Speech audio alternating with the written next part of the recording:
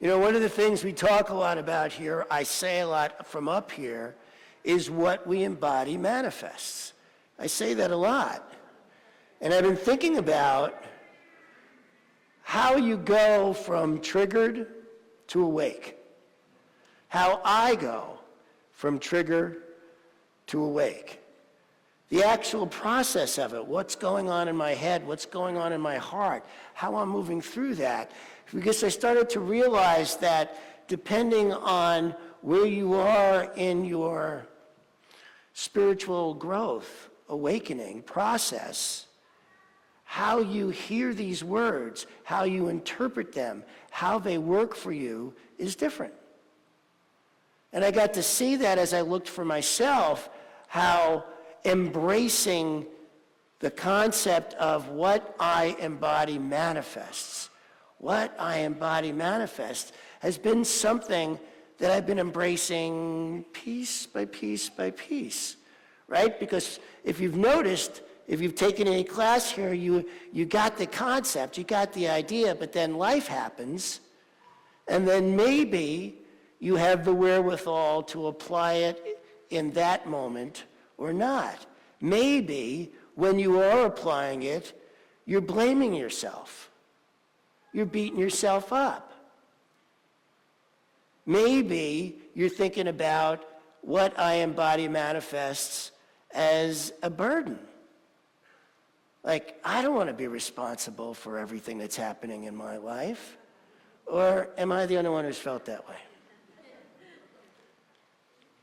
And so what I noticed is that it's been this step-by-step process as I went through the classes of embracing that concept a little bit more each time until I got to the point where it started feeling like freedom instead of a burden.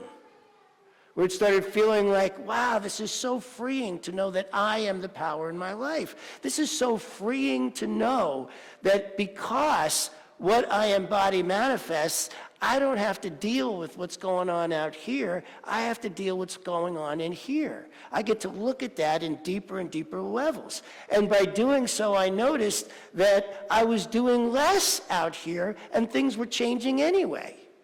But that's scary, right? Because when something happens in life, you want to do something about it. We're doers. Or am I the only one? You know, we're doers. We want to go do something about it. When, in fact, true change, real change happens as we change in here. But I wasn't getting it to that extent until I pretty much hit rock bottom, which is when I wound up in that cabin in the woods. That's where it finally struck me that I might as well buy into what I embody manifests because nothing else seems to be working. So let me give this a shot, where I'm just totally here with this. This is the truth. This is the truth. And I have this saying that Ash alluded to last week, which is, the truth is only truth if it roots all the way down.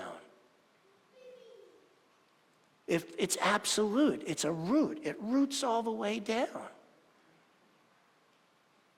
And what we embody manifests is truth. And so there I am in the cabin in the woods going, okay, I'm not playing around with this anymore. I'm going to see if I can live by this as often as humanly possible. What am I embodying when something's not working out, or looks like it's not working out, because actually everything's working out. We just don't know it. We can't see it. How do I get to that place of embracing fully what I embody manifests? There's another truth that roots all the way down, love. If I'm not feeling love in a situation, then there's something going on with my self-love. Right? If I'm in a place where I'm thinking what I embody manifests, and because it's not manifesting the way I'd hoped, that means there's something wrong with me. There's something not right that I'm looking at inside myself. Well, then I'm not loving myself. I'm not understanding that actually this is simply an opportunity to open the possibility by taking on the practice of embodiment, rather than, since this is what I got, I must be screwed up. And so I started looking at that. I started looking at that deeper. And delving into what I call my inner GPS.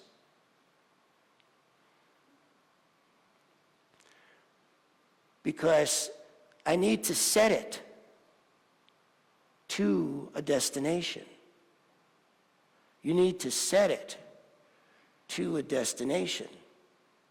One of the things I've heard people talk about is, I'll say to them, you know you're more than enough. And I've heard people go, well, I'm enough. I don't want to be more than enough.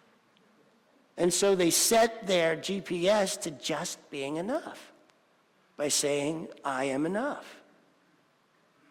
As opposed to blowing through being enough to more than enough, because we are powerful, creative, spiritual beings. We are infinite. There is no end to the power that we have to express into the world, and yet it's really, can be kind of like, well, I'm enough. Enough is enough. Right? And limiting ourselves from the true power we are so that we never get to see what's beyond enough. What roots down, all the way down, is that we are powerful, creative, spiritual beings who get to express in this life in the most amazing creative ways if we are willing to get beyond our ego self that limits us into thinking what's practical, what's possible, and not opening to these other realms that are right there before us. So what I noticed in my own process, once I decided that I am going to embrace fully, not just partially, but fully, what I embody manifest, that I'm going to embrace that fully, I would set that into my GPS. I go, okay, here's the destination I'm after, where I fully embrace this. I've got it. And so another truth that roots all the way down is that my life works. Period. Doesn't matter what it looks like. Doesn't matter what's going on. My life works. I just can't see how sometimes. Right? Sometimes it evades me for at least a while how this could possibly be working. And yet, everything has, once I was willing to set into my GPS, my life works. So that was the change I made when I was in that cabin. Now, before that, I'd taken classes, I'd become a practitioner, and was still playing around with embracing this fully. Which is easy to do, right? Because so much of life happens right before our eyes, and we're going, wait a minute, this doesn't feel good at all. This can't be working. This can't be that I created this. This is happening to me. This can't be that this was the result I was after, and it probably wasn't when you were thinking that way, but that doesn't mean it's not working, which is always the truth, that love is always possible, kindness is always possible. I love the Dalai Lama's statement that says, be kind whenever possible, it's always possible, right? And so, but it's easy to forget that in the midst of being pissed off or triggered or upset. So what I noticed is this was the process I was going through, was setting in my GPS, my life works, I am loved, and my life unfolds beautifully in exactly the way it's supposed to. These are truths, whether I believe it, see it, or know it or not.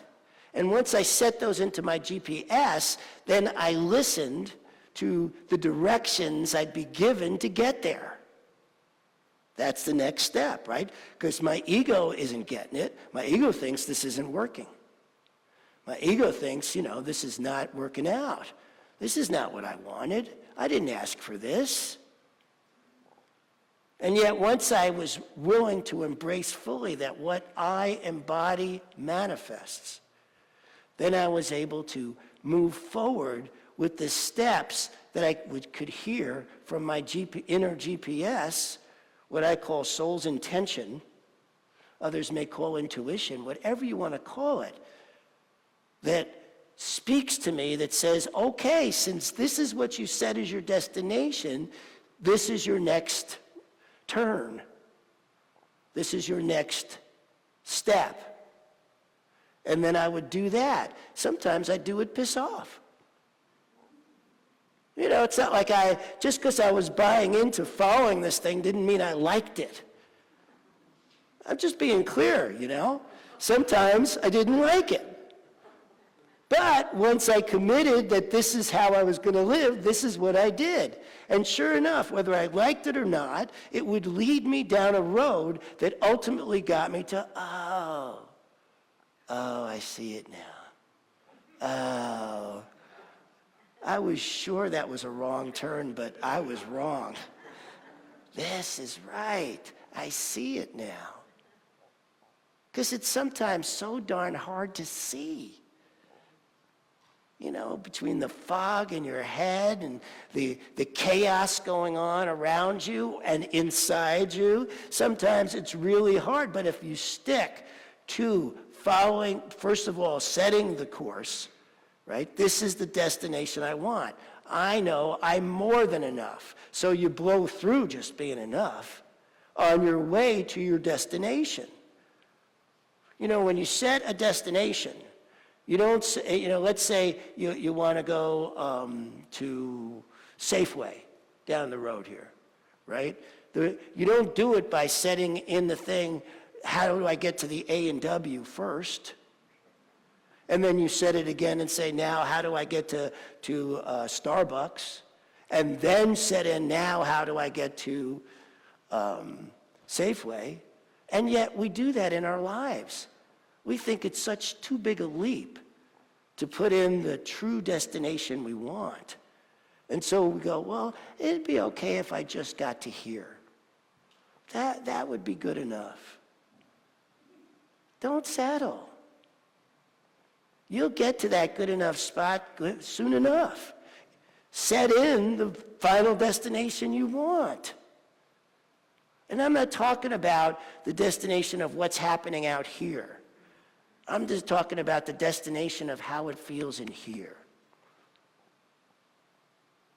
The true destination of, oh my God, I love my life. Oh my God, this feels fantastic. Oh my God, possibilities have shown up that my ego mind would have never thought of because I'm just so darn practical. I'm not really talking about me when I talk about practicality. That is not one of the things I do is practical.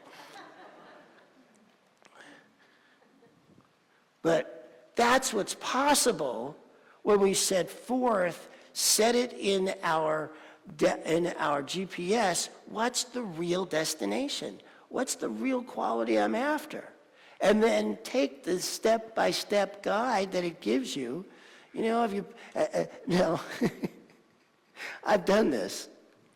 Put directions in my Google Maps and then argued with them every step of the way.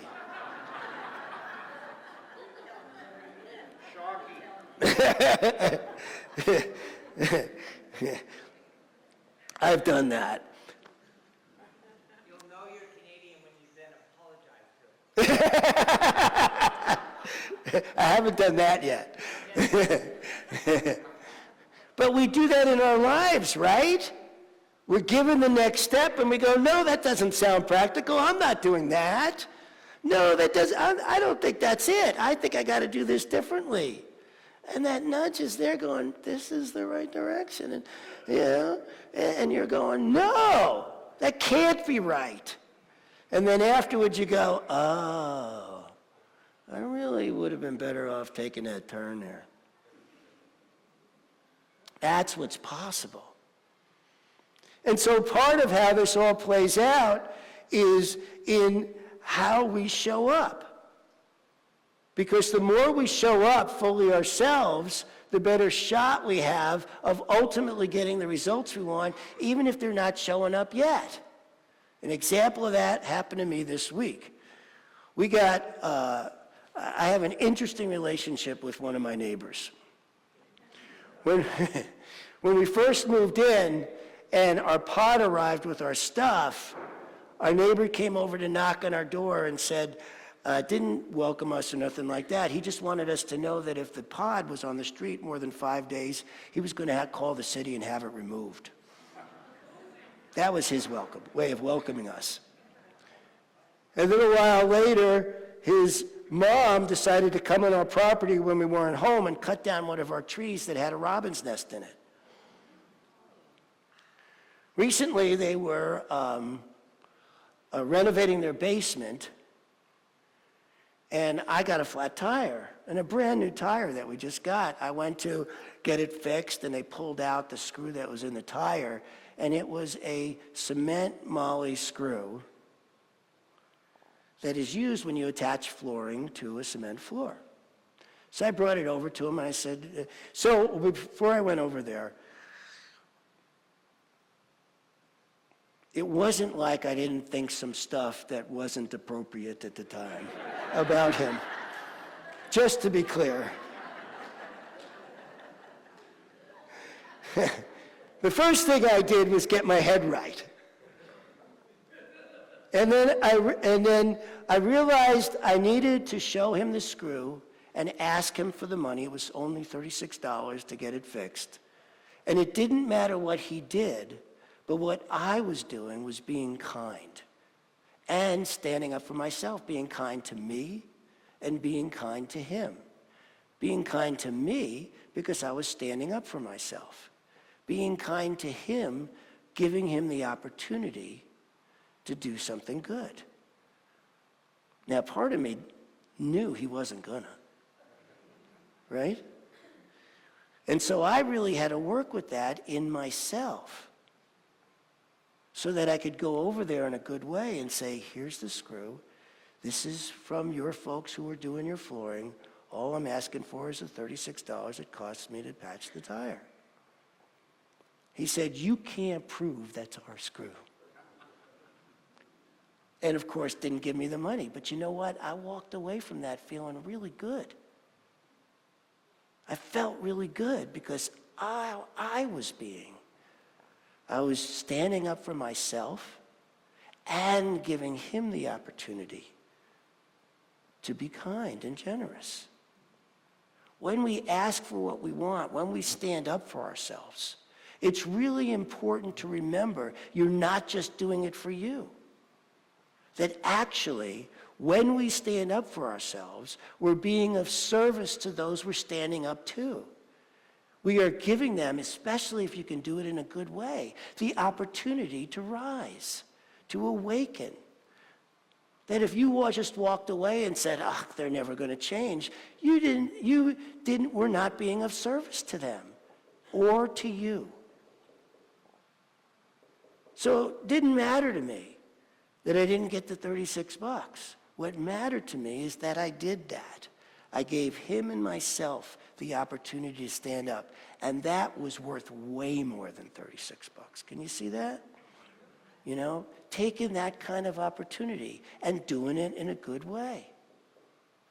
That's what's possible when we set our GPS. That's what's possible when we go, what I embody manifests. I got to walk away feeling really good about myself. I don't care about $36. I care about how I am in the world. And I want to give people the opportunity to be the best they can be. That's what we can do here. So if you have an opportunity to stand up for yourself, remember it's not just for you. Now, when we're approaching these teachings, we go through stages with it, right? Some people call it an onion, or an artichoke. I don't particularly like those images. I like something more sexy, so I'm going with the dance of the 7 veils.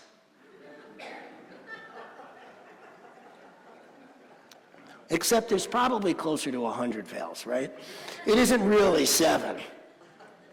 And what we're doing, and that's an image I really like, right? I'm dancing through life and I'm putting down my veils, right? As I'm going along, getting deeper and deeper with these teachings.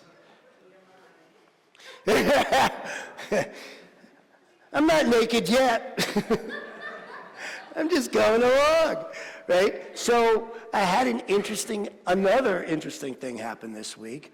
But I had to start the story by talking about 28 years ago, I wrote a novel. And I sent out that novel to close to 50 publishers and book agents, and I got pretty much the exact same letter back from all of them. They all said, yeah, we're not interested in the novel. Oh, here's the part I forgot to tell you. When you send your book in, you send in the first couple of chapters with a biography, a one-page biography. So I sent my book in with my one-page biography. And they all came back with the same thing, which said, yeah, we're really not interested in the book, but if you ever write your memoirs, we'd be very interested in that. And so I started writing them recently for the fifth time. But this time it seems to be rolling along. And what I noticed is I've come across things in my past that were way less than pleasant. You know, I went through getting beat up a lot by my parents in school. I was bullied. And I'm writing down all this stuff that I thought I had healed.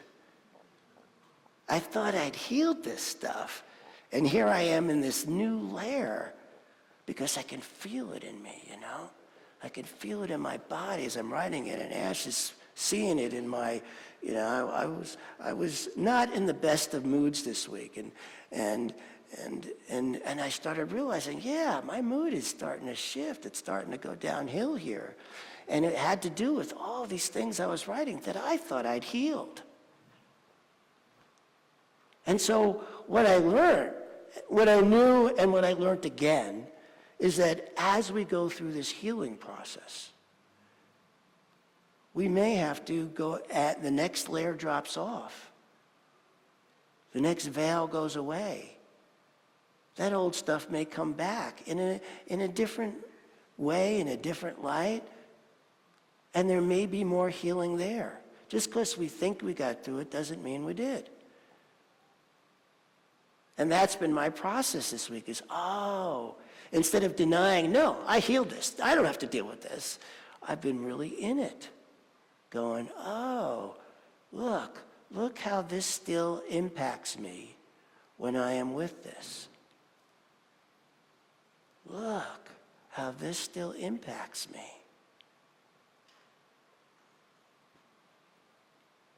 And it ties together with what I was saying about how we stand up for ourselves, because I noticed all along the way the different times I did that. I stood up for myself, and how it really did support the person I was standing up to. When I was 16, my dad lived about 3 blocks away from where we were living. And he was yelling at me on the phone about something and ordering me to come over to see him. And I was at an age where I was just had it with bullies, with people telling me what to do, with being scared of being hurt. I'd had it. And so I said, no, I'm not coming over. And he told me if I didn't come over, he was going to come over and beat the crap out of me. And I said, okay, I'm not coming over. So he came over, he walks in the door, and the first thing he does is whack, right across the face. And I stood there, and he's yelling at me about how dare I not do what he says. And I stand there, and I just looked at him and I says, you can beat me all you want. I am never doing what a bully says to me again, and that's all you're doing now is bullying me. And my dad stopped in his tracks. First time he ever stopped in the middle of a beating. He just stopped and looked at me, and his eyes got wide. And he saw himself as the bully for the first time. Because I stood up to him. Yeah, it's tough stuff. But it was huge for both of us, and it changed our relationship. Absolutely changed our relationship that day. Because I stood up. And he pulled me to him, and he hugged me, and he started crying, and I was crying, and he had no idea that that had been going on for me. And that's the role he had been playing with me. And it transformed like that. When we stand up, we give others the opportunity to rise. And a lot of times, standing up is scary. But when we can do that, and that doesn't mean everybody's going to take that opportunity, right? But by you offering it, you have the opportunity to shift for you, as I have. They have the opportunity to shift for them. Tough stuff, but this is what we are confronted with in life, right? Embracing that we embody manifest. I embodied that day that no more bullying was happening to me. And it didn't after that. I have never been bullied since. Not once. From that day forward. That's what's possible when we make a stand. Whatever your stand is, whatever it's feeling like, the stand of what we embody manifests can become the most freeing thing in the world. The stand we make to move forward in our lives, we're not going to take it anymore. That great movie, I'm not going to take it anymore. I can't remember. Network, that's what it was. We have that within us to then stand forward, to give forward what's truly possible, to rise above anything we thought was limiting. When we make a stand, you get to see life different. But make the stand to rise. Make the stand to be open. Deepen your embrace of what I embody manifests. The more you do, the more the GPS, your GPS will guide you to the most beautiful life possible. That's what I know for each and every one of you. Thank you. I love you.